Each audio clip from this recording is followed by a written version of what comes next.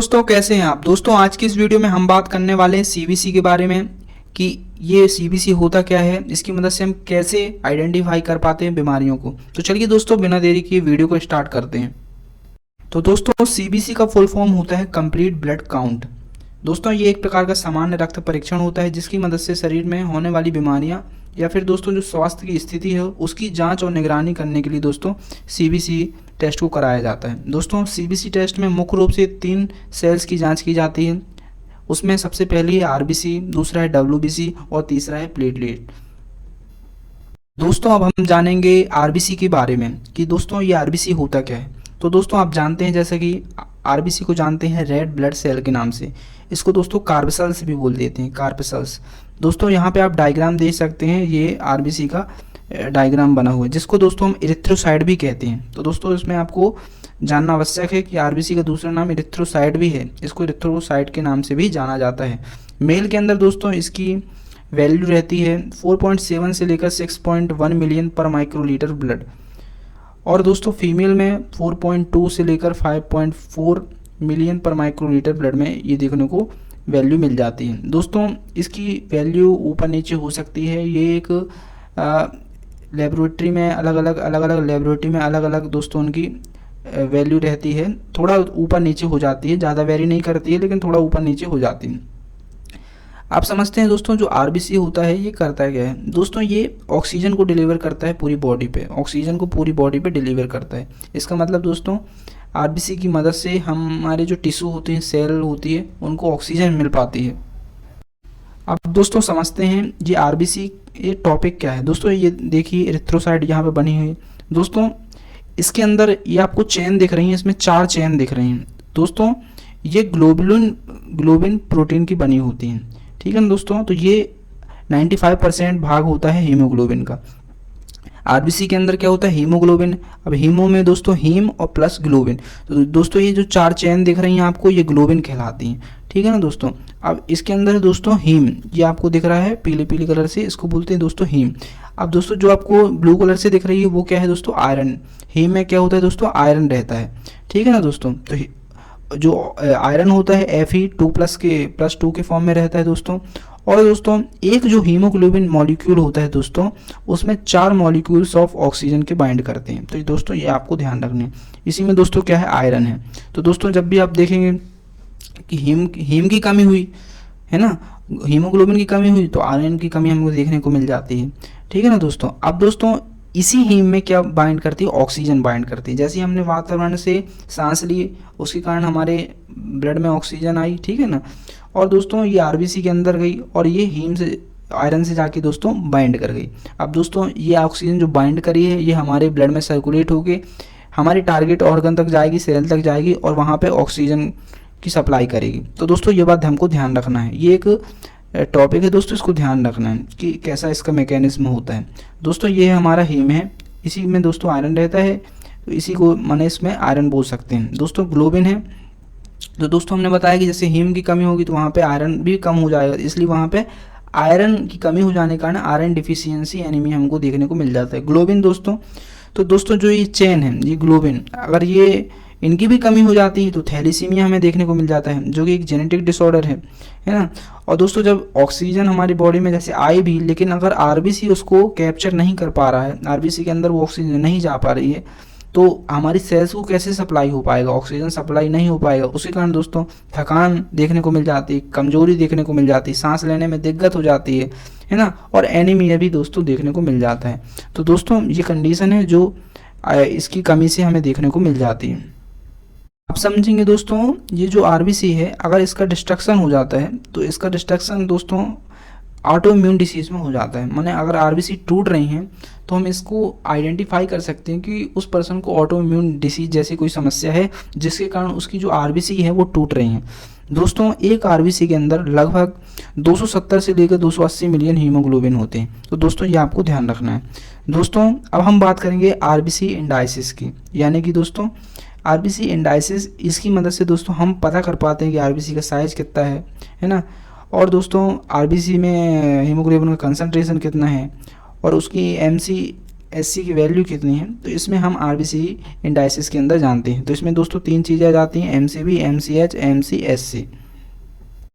दोस्तों अगर किसी पर्सन में अगर हम हीमोग्लोबिन की बात कर लेते हैं तो मेल के अंदर दोस्तों ये 13.8 से लेकर 17.2 ग्राम पर डेसीलीटर ब्लड में मिल जाता है, और फीमेल में बात कर लेते हैं दोस्तों तो 12.1 से लेकर 15.1 ग्राम पर डेसीलीटर दोस्तों हमें देखने को मिल जाता है। अब दोस्तों हम बात करेंगे RBC इंडाइसिस की। दोस्तों MCV जिसको बोलते हैं दोस्तों mean corpuscular volume, mean corpuscular volume, इसकी जो नॉर्मल वैल्यू है दोस्तों वो 18 to 100 फेम/लीटर आती है, ठीक है ना दोस्तों। तो दोस्तों ये क्या बताता है, यह लाल रक्त जो कोशिका होती हैं दोस्तों, रेड ब्लड सेल्स होती हैं, उनके साइज को बताता है कि उनका एवरेज साइज कितना आ रहा है, ठीक है ना दोस्तों। अगर दोस्तों RBC का साइज बड़ा ज़्यादा आ जाएगा तो उस कंडीशन में भी हमें एबनॉर्मल कंडीशन देखने को मिलती हैं। ज़्यादा छोटा आ जाता है तो उस कंडीशन में भी हमें एबनॉर्मल फीचर्स देखने को मिलते हैं। या फिर दोस्तों अगर RBC की संख्या में कमी आ जाती है तो उसके कारण भी हमें एबनॉर्मल फीचर देखने को मिलते हैं। तो चलिए दोस्तों उन्हीं एबनॉर्मल फीचर को समझते हैं। दोस्तों एक है हमारे पास माइक्रोसाइटिक एनीमिया, यानी कि दोस्तों जब RBC का जो साइज होता है दोस्तों वो नॉर्मल साइज से छोटा हो जाता है। जब साइज से छोटा हो जाएगा दोस्तों तो हीमोग्लोबिन भी कम हो जाएगा, ऑक्सीजन कैरिंग कैपेसिटी भी कम जाएगी। तो जब हीमोग्लोबिन कम जाएगा तो दोस्तों वहाँ पे हमें आयरन डेफिशिएंसी एनीमिया देखने को मिल जाएगा। वहाँ पे दोस्तों ग्लोबिन भी कम जाएगा जो कि 4 चेन होती हैं, है ना। तो दोस्तों उसकी वजह से थैलीसीमिया देखने को मिल जाएगा जो कि एक जेनेटिक डिसीज़ है दोस्तों। Anaemia of chronic disease, chronic disease के कारण भी दोस्तों एनीमिया देखने को मिल जाता है, सिडेरोब्लास्टिक एनीमिया। तो दोस्तों माइक्रोसाइटिक एनीमिया यानी कि जब RBC का साइज जो होता है नॉर्मल से छोटा हो जाता है, कम हो जाता है, तो उसकी वजह से ये कंडीशन हमें देखने को मिलती हैं। दोस्तों अब हम समझेंगे नॉर्मोसाइटिक एनीमिया। अब दोस्तों नॉर्मोसाइटिक एनीमिया क्या होता है, यानी कि जो RBC है दोस्तों वो उसके शेप में तो चेंजेस नहीं हुआ है लेकिन उसकी संख्या कम रही है। अब उसकी संख्या कम रही है तो ये भी एबनॉर्मल कंडीशन है ना। तो उस कंडीशन में दोस्तों ये हो सकता है कि कहीं पे ब्लड लॉस, ज़्यादा तरीके से ब्लड लॉस हो गया, उसके कारण RBC की संख्या ब्लड में कम हो गई। या फिर किडनी डिसीज़, आप जानते हैं दोस्तों किडनी डिसीज़ में एक हार्मोन बनता है जिसको बोलते हैं इरिथ्रोपोइटिन हार्मोन, जो कि रिस्पॉन्सिबल होता है for the formation of RBC और जो रेड बोन मैरो के द्वारा बनाई जाती हैं। तो दोस्तों इसकी वजह से किडनी डिसीज़ भी हो सकता है। किडनी इरिथ्रोपोइटिन वो सफिशिएंट अमाउंट में प्रोड्यूस नहीं कर पा रही है, जिसके कारण भी ब्लड जो सेल्स हैं, रेड ब्लड सेल्स हैं, वो सफिशिएंट अमाउंट में नहीं प्रोड्यूस कर पा रहा है रेड बोन मेरो। तो ये दोस्तों एक कंडीशन हो गई कि किडनी डिसीज जैसी समस्या देखने को मिल सकती है। हीमोलाइटिक एनीमिया यानी कि RBC का डिस्ट्रक्शन हो रहा है। एनीमिया ऑफ क्रॉनिक डिसीज, तो दोस्तों ये नॉर्मोसाइटिक एनीमिया की कंडीशन। दोस्तों अब हम बात करेंगे मैक्रोसाइटिक एनीमिया, यानी कि जो रेड ब्लड सेल हैं दोस्तों इसका जो साइज है वो नॉर्मल से बढ़ गया है। जब नॉर्मल से दोस्तों बढ़ जाएगा तो उस कंडीशन में दोस्तों विटामिन B12 की कमी देखी जाती है, फॉलिक एसिड की कमी देखी जाती है, लीवर की बीमारी की दोस्तों हमें कंडीशन देखने को मिलती है, और दोस्तों हाइपोथायराइडिज्म। तो दोस्तों ये कंडीशन हमें मैक्रोसाइटिक एनीमिया की कंडीशन में देखने को मिलती है। अब बात करेंगे दोस्तों अगर किसी की RBC हैं वो नॉर्मल से क्या हो जाती हैं, कम हो जाती हैं, तो उस कंडीशन में दोस्तों हमें एनीमिया देखने को मिल जाता है। ब्लड लॉस अगर हुआ है उसके कारण भी लो हो जाती है, या फिर किडनी डिसीज है उसके कारण भी दोस्तों ये हमें लो देखने को मिलती है। दोस्तों हाई किस कंडीशन में देखने को मिलेगी, जैसे पॉलीसाइथीमिया। दोस्तों ये कंडीशन होती है जब RBC का नंबर अपने नॉर्मल अमाउंट से ज़्यादा हो जाता है, तो दोस्तों उस कंडीशन को हम बोलते हैं पॉलीसाइथीमिया। जैसे आप कहीं पहाड़ में चढ़ रहे हैं तो दोस्तों उस कंडीशन में ज़्यादा नीड होगी ऑक्सीजन की, जिसके कारण दोस्तों RBC का अमाउंट ब्लड में बढ़ जाएगा, रेड बोन मैरो ज़्यादा प्रोडक्शन करेगा RBC का, तो उस कंडीशन में दोस्तों RBC का नंबर बढ़ जाएगा और उस कंडीशन में पॉलीसाइथीमिया की कंडीशन हमें देखने को मिल सकती है। लंग डिसीज़ है दोस्तों, उसके कारण भी RBC का नंबर बढ़ सकता है। डिहाइड्रेशन है बॉडी में, उसके कारण भी दोस्तों RBC का नंबर देखने को मिल सकता है। अब दोस्तों हम बात करेंगे कि हीमोग्लोबिन अगर किसी की बॉडी में लो है तो आयरन डेफिशिएंसी, थैलीसीमिया या फिर दोस्तों क्रॉनिक ब्लड लॉस की कंडीशन हमें देखने को मिल सकती है। और दोस्तों अगर हीमोग्लोबिन अपने नॉर्मल अमाउंट से ज़्यादा हो जा रहा है तो उसमें दोस्तों डिहाइड्रेशन की कंडीशन आपको जानते हैं ये हो सकती है डिहाइड्रेशन। क्यों दोस्तों, अगर डिहाइड्रेशन यानी पानी की कमी रहेगी दोस्तों तो वो हीमोग्लोबिन का या फिर RBC का अमाउंट तो ज़्यादा देखवा ही करेगा हमको। और पॉलीसाइथीमिया यानी कि दोस्तों आरबीसी का नंबर बढ़ गया, यानी कि उसमें जो हीमोग्लोबिन रहेगा उसका भी अमाउंट बढ़ेगा। तो दोस्तों ये कंडीशन हाई कंडीशन है, जो हमें अगर हीमोग्लोबिन का लेवल हाई हो जाता है तो ये कंडीशन हमें देखने को ब्लड में मिलती हैं। अब दोस्तों हम बात कर लेते हैं MCH के बारे में, जिसको दोस्तों मेन कॉर्पस्कुलर हीमोग्लोबिन बोलते हैं। ठीक है ना दोस्तों, तो ये बात आपको समझना है। दोस्तों ये हमें ये बताता है कि एक आरबीसी में हीमोग्लोबिन की मात्रा कितनी है, एक आरबीसी में हीमोग्लोबिन की मात्रा कितनी है, जी हमें दोस्तों ये कैलकुलेट करके देता है। अगर दोस्तों इसकी वैल्यू नॉर्मल से नीचे आ जाती है तो जानते हैं दोस्तों, जब हीमोग्लोबिन कम गया तो वहाँ पे आयरन की कमी आ जाएगी, थैलीसीमिया भी दोस्तों वहाँ पे हो सकता है। अगर दोस्तों इसकी मात्रा बढ़ जाती है, दोस्तों हम जब जानते हैं कि अगर इसकी मात्रा बढ़ जाएगी, कब बढ़ेगी, जब आरबीसी का साइज भी इंक्रीज होगा। और दोस्तों जैसे कि हमने पहले देखा कि जब आरबीसी की साइज भी बढ़ जाती है तो विटामिन B12 की कमी हो जाती है, फॉलिक एसिड की कमी हो जाती है। तो दोस्तों ये कंडीशन हमें देखने को मिल जाती है। दोस्तों अब हम बात करेंगे MCHC, दोस्तों मेन कॉर्पस्कुलर हीमोग्लोबिन कंसंट्रेशन।